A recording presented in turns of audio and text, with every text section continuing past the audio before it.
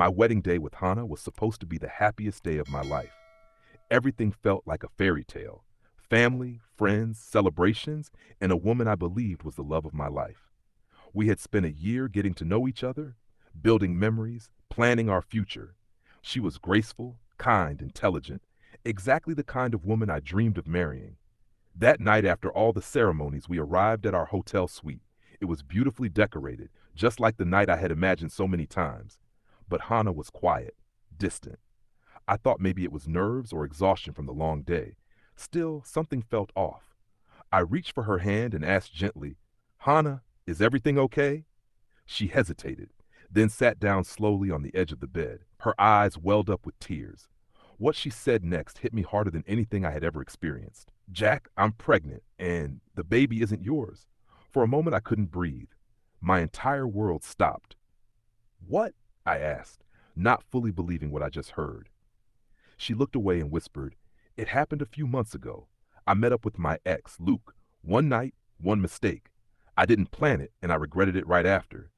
But when I found out I was pregnant, we were already engaged. I was scared, Jack. I didn't want to lose you." I stood there in shock, trying to process everything. "You stood beside me today," I said, my voice shaking.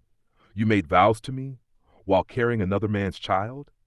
She nodded silently, tears streaming down her face. "But I love you, Jack. That's the truth. I was going to tell you. I just didn't know how. I kept putting it off until it was too late."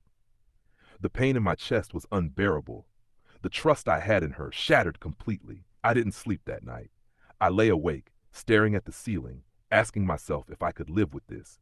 Could I raise someone else's child? Could I forgive the lie? Could I ever truly trust her again? The next morning, I gave her my answer. "Hannah, I loved you. I truly did. But love isn't enough, not without trust, and that's gone now."